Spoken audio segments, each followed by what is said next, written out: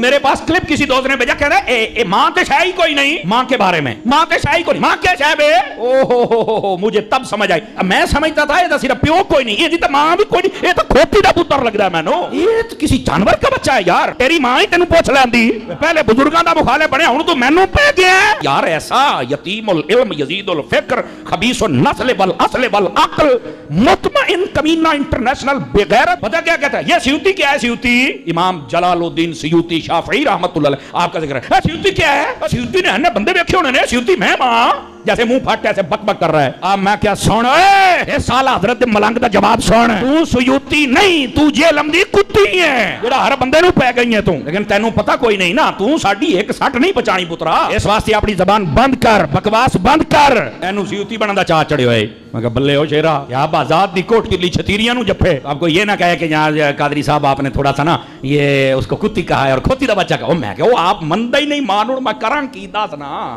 وہ مندہ ہی نہ پیو نو منیا ہے، کہا میں حرام دا کہہ دی، اور پیر غفران صاحب نے بھی کہا تھا سن لو نعرہ غفران دا مردا جیل میں حرام دا، انہوں نے کہا ہے اور اس کا جواب نہیں دے حرامی بندہ کیا دے گا بتاؤ نا مجھے؟ تو ایسے فتنوں کا یہی جواب ہوتا ہے۔ میں کہا جا ایک کنجرا گل کرن لگیا، کنجر دماغ میں کنجر گل ہی ہونی ہے، تینوں شرم تو یا نہیں پئی آؤندی؟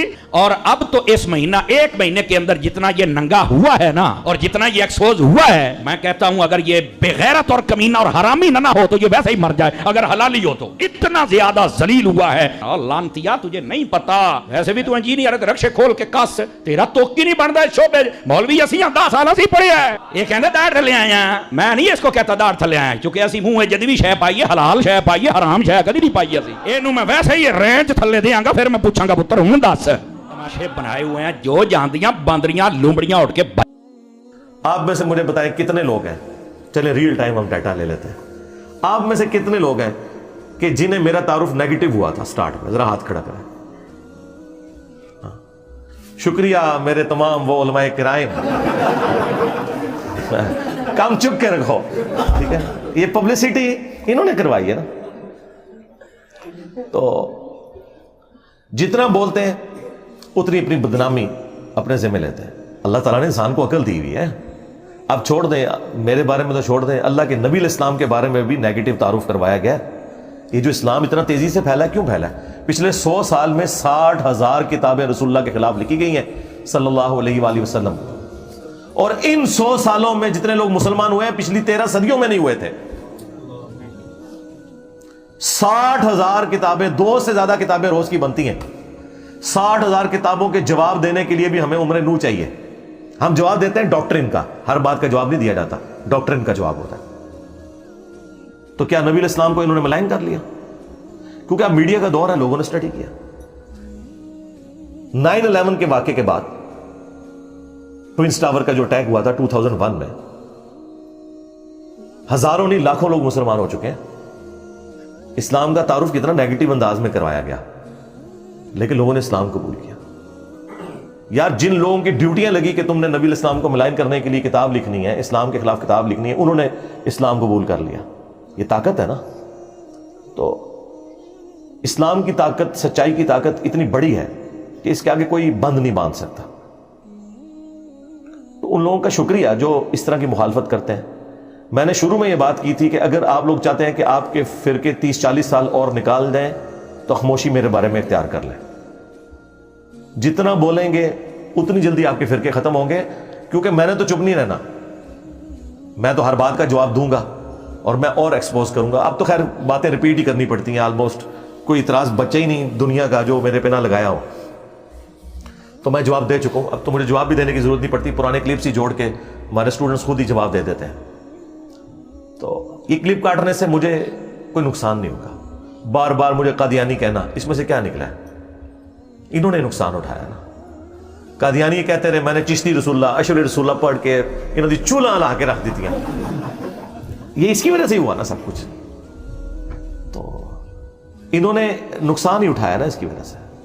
جتنا پروپیگنڈا کرتے ہیں میں اتنا ہی پھر دلیری کے ساتھ آ کے نہ مقابلہ کرتا ہوں کہ یار یہ یوں نہیں، یہ یوں تھا، ایک ایک چیز کا آگے جواب دیتا ہوں، کوئی لحاظ نہیں کرتا۔ ابھی وہ اگلے دن ایک مولانا صاحب نے ایک میرے خلاف کلپ چڑھایا ہوا اور گالیاں دیں۔ یقین کریں ہمارے اسٹوڈنٹس کو تو جو بیچارے جذباتی قسم کے ہیں نا وہ ویڈیوز دیکھ کے غصہ آتا ہے. جو میرے ساتھ بیٹھنے والے ہیں نا وہ میرے ساتھ بیٹھ کے ہنستے ہیں صرف ویڈیوز دیکھ کے. میں آج تک اپنے کسی میرے خلاف جتنی بھی گالی گلوچ والی ویڈیو ہے مجھے کبھی بھی دیکھ کے نہ تو کبھی غصہ آیا نہ کبھی کوفت ہوئی ہے, بلکہ میری تو میمز ہی وہی ہوتی ہیں جس میں مجھے گالیاں نکال رہے ہوتے ہیں. مجھے تو مزہ آتا ہے کہ یار ان کے پاس اب کوئی چیز نہیں ہے سوائے گالیاں نکالنے کے. باقی اس چیز کا ضرور دکھ ہوتا ہے کہ ان کی کیا اسلامی تربیت ہوئی ہوئی ہے, وہ الگ بات, لیکن اس کا مجھ سے تو کوئی لینا دینا نہیں. تو اگلے دن ایک مولانا نے ایک ویڈیو چڑھائی ہوئی کہ انجینئر صاحب کے اندر ماں تے شاہی کوئی نہیں. اچھا میرے پاس کلپ کسی دوست نے بھیجا, کہتا ہے اے ماں تے شاہی کوئی نہیں ماں کے بارے میں, ماں تے شاہی کوئی نہیں, ماں کیا شاہ بے.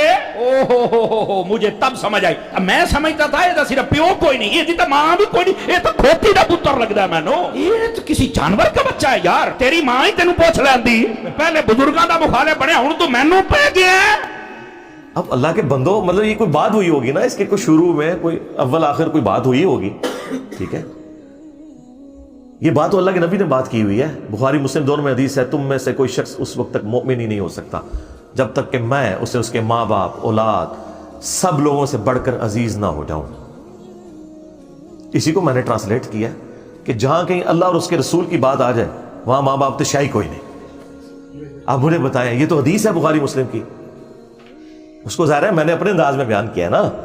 جو مفکرین ہوتے ہیں یا جو شعراء ہوتے ہیں وہ انہی باتوں کو ایک ڈیفرنٹ فارم میں پریزنٹ کرتے ہیں, مطلب وہی ہوتا ہے.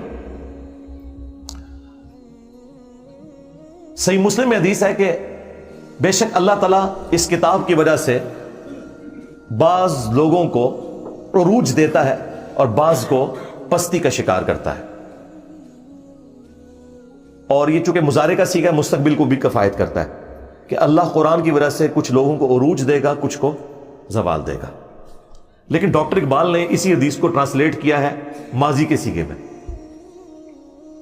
وہ زمانے میں معزز تھے مسلمان ہو کر اور تم خوار ہوئے تارک قرآن ہو کر. یہ جواب شکوہ کا شعر. حدیث میں تو یہ نہیں تھا, حدیث میں یہ تھا کہ اس کتاب کی وجہ سے قوموں کو عروج ملے گا اور بعض کو زوال ملے گا. مستقبل کی خبر تھی. ڈاکٹر اقبال نے اسے ماضی کی خبر بنایا کیونکہ آج ہم مستقبل میں بیٹھے ہیں, ہمارے لیے تو ماضی ہو چکا ہے, ہمارے ساتھ جو کچھ ہوا, چاہے وہ ہمارے ساتھ تاتاریوں نے کیا یا کلونین پاورز نے کیا, ہم نے خواری تو کاٹ لی ہے. تو اسی بات کو ایک ڈیفرنٹ انداز میں انہوں نے پہنچا دیا کہ محمد سے وفا تو نے تو ہم تیرے ہیں, یہ جہاں چیز ہے کیا لوح و قلم تیرے ہیں. اس پہ جواب شکوہ کنکلوڈ ہوا ہے نا. دیکھیں مولویوں کی کوئی تقریر ڈاکٹر اقبال کے شعروں کے بغیر مکمل نہیں ہوتی. اور کہتے ہیں علامہ اقبال نے فرمایا, علامہ اقبال کو کیڑی ڈگری سی دسو. ہاں تمہارے بڑے بڑے مفتی علامہ اقبال کو کوٹ کرتے ہیں اور علامہ کہتے ہیں. علامہ تو وہ نہیں تھے, وہ تو ڈاکٹر تھے. فلسفی میں انہوں نے پی ایچ ڈی کی ہوئی تھی. دین انہوں نے اسی طرح حاصل کیا جس طرح میں نے. بہرحال میں نے تو الحمدللہ جس لیول کے اوپر آپ کے سامنے بیان کیا ہے, تو ڈاکٹر اقبال نے بھی ویسے بیان نہیں کیا کہ آپ کو آیات یا حدیث کے کوئی حوالے بتائے ہوں, لیکن ان حوالے تک علامہ اقبال کہنے نے انہوں تک کہنا چھوڑ دیں کہ محمد سے وفا تو نے تو ہم تیرے ہیں, یہ جہاں چیز ہے کیا لوح و قلم تیرے ہیں. یہ اللہ کی طرف سے انہوں نے جواب دیا کہ اگر تو نے میرے نبی کے ساتھ وفا کی نا اے امت محمدیہ صلی اللہ علیہ وآلہ وسلم, پھر ہم تیرے ہو جائیں گے. اور یہ دنیا تو کوئی چیز نہیں, لوح و قلم پہ بھی فیصلے پھر تمہاری دعاؤں کے اوپر ہوں گے اگر تم میرے نبی کے وفادار رہے. اب یہ قرآن و حدیث میں ان الفاظ کے ساتھ تو کہیں بات موجود نہیں, لیکن پورے قرآن و سنت کی تھیم یہی ہے کہ کی محمد سے وفا تو نے تو ہم تیرے ہیں, یہ جہاں چیز ہے کیا لوح و قلم تیرے ہیں. لہٰذا وہ حدیث کہ تم مومن ہی نہیں ہو سکتے جب تک کہ میں تمہیں تمہارے ماں باپ اولاد سب لوگوں سے بڑھ کر عزیز نہ ہو جاؤں, یہ حدیث پڑھ کے اس کی جب تھیم بیان کرے انسان, ان لوگوں کو سمجھائے کہ جن کی مائیں کہتی ہیں کہ اگر تو نے داڑھی نہ کٹائی تو میں دودھ نہیں بخشوں گی, اور زبردستی وہ بچوں کی داڑیاں مڑوا کے اپنے لیے بھی جہنم کا سبب کرتی ہیں اور اپنی اولاد کو بھی جہنم میں دھکیلتی ہیں, اور اپنی بچیوں کا حجاب اتروا دیتی ہیں کہ اچھے رشتے نہیں ملیں گے, اور بعد میں بھی جو ملتے ہیں رشتے وہ بھی جو گند کھاتے ہیں بعد میں وہ بھی پتہ چل جاتا ہے. تو ایسے ماں باپ کو پھر ہم نہ سنائیں کہ ہم نے اللہ اور اس کے رسول کی بات ماننی ہے, تسی تے شاہی کوئی نہیں. ماں باپ کے ساتھ حسن سلوک کا حکم اللہ نے دیا ہے. اگر ماں باپ اللہ اور اس کے رسول کے باغی ہیں پھر ان معاملات میں ان کی بات نہیں مانی جائے گی. ہاں دنیا میں معروف طریقے سے آپ نے چلنا ہے, ہیومن ڈگنیٹی وائلیٹ نہیں ہوگی. وہ تو سورہ لقمان میں آیا ہے کہ اگر وہ شرک کا کہیں تو تم نے نہیں بات ماننی, لیکن دنیا میں معروف طریقے سے چلنا ہے. اور صحیح بخاری میں حدیث ہے, حضرت ابو بکر کی ایک بیوی کافرہ تھی, اسما بنت ابی بکر کی والدہ, حضرت عائشہ کی جو بڑی بہن تھی. انہوں نے کہا کہ میری ماں میرے پاس آتی ہے اور وہ مشرکہ ہے, تو کیا میں اس کے ساتھ حسن سلوک کروں؟ تو اللہ کے نبی صلی اللہ علیہ وآلہ وسلم نے فرمایا کہ ہاں تم اس کے ساتھ حسن سلوک کرو. یعنی دنیا میں آپ نے معروف طریقے سے معاملات کو لے کے چلنا ہے, سیدھی سی بات ہے. اس طرح آؤٹ آف کانٹیکسٹ تو آپ جس کی بھی چیز کو کاٹتے رہیں, اس کا تو کوئی اینڈ ہی نہیں ہونا, آپ جو مرضی کرتے جائیں. لیکن آپ نے فرق دیکھا, ہمارے اسٹوڈنٹس یہ حرکت کسی کے ساتھ نہیں کرتے اور ہمارے مخالفین کرتے ہی یہی ہیں, اور اپنا لقمہ اس کے منہ میں داخل کرتے ہیں اور پھر کہتے ہیں جی جوڈیشری سے کیسز کیوں فارغ ہو جاتے ہیں. یار جوڈیشری میں جو لوگ بیٹھے ہوئے ہیں وہ ملوٹے تو نہیں ہیں, تمہارے بزرگوں کے عبادت گزار تو نہیں ہیں. جوڈیشری نے تو اپنے معاملات کو لے کے چلنا ہے, انہوں نے آئین اور قانون کے مطابق معاملے کو دیکھنا یہ بات اس طرح ہے یا نہیں ہے, اس کے بعد انہیں فیصلہ سنا دینا. ان کو تو اس سے غرض ہی کوئی نہیں ہے. یہ اسی لیے اس طرح کی آؤٹ آف کانٹیکسٹ چیزیں فارغ ہوتی ہیں کہ وہ باتیں ویسے ہوتی نہیں ہیں. اور دوسرا, ان چیزوں سے آپ کو یہ پتہ چل گیا کہ ہمارے مخالفین کے پاس نہ اب قرآن بچا ہے نہ سنت بچی ہے کہ وہ پیش کر سکیں ہماری مخالفت میں. پہلے بھی خیر کوئی نہیں تھے پیش کرتے, ابھی بھی کوئی تھوڑا بہت کوئی پڑھن پہ گئے نا, تو وہ دی وجہ صرف یہ ہے کہ میں نے قرآن و سنت بیان کرنا شروع کیا تو اب یہ جمعے کے خطبوں میں تیاری کرتے ہیں اور کوئی نہ کوئی قرآن کی آیت یا حدیث بیان کر کے کوشش کرتے ہیں کہ پبلک کو بتائیں, ریفرنسز دیں نہ دیں ان کی اپنی مرضی. تھوڑا بہت کوئی ابھی علمی شغف بھی آیا تو ابھی آنا شروع ہے, اچھی بات ہے, ہم اسے اپریشیٹ کرتے ہیں, ایسے ہی ہونا چاہیے. تو اس لیے میں جب کسی ٹاپک کے اوپر بات کروں اور وہاں پہ تفصیلی جواب ریکوائرڈ ہو تو میں بتا دوں گا آپ کو کہ بھی فلاں ویڈیو دیکھ لیں. ہر دفعہ تو میں ہر جواب کو ریپیٹ نہیں کر سکتا, اس کا تو پھر ہم تو یہاں کئی دن بیٹھے رہیں گے سوالات کے جوابات کے لیے. ورڈک دینا یہ میری ذمہ داری ہے, پرچی پڑھ کے آپ تک بات صحیح طریقے سے پہنچانا. اچھا یہ باتیں میں جان بوجھ کے اس لیے کرتا ہوں کہ میں آج کے دور کا انسان ہوں. ہمارے استاد ڈاکٹر سراج صاحب رحمہ اللہ تعالیٰ ان کی غلطیوں سے درگزر فرمائے, انہیں نیک کاموں کا اجر عطا فرمائے. یہ میں ڈمی میوزیم والے ڈاکٹر سراج صاحب کی بات نہیں کر رہا, پیچھے کرو کیمرہ دکھایا کرو نا, تسی شارٹاں بنانے تے لگے ہوئے ہو. تو میں ان کی بات نہیں, اوریجنل والے ڈاکٹر سراج صاحب کی بات کروں, یہ ہم نے ان کی یاد میں رکھا ہوا ہے انہیں. تو ڈاکٹر سراج صاحب رحمہ اللہ تعالیٰ کی کافی ساری باتیں مجھے بعد میں رہ کے یاد آتی ہیں.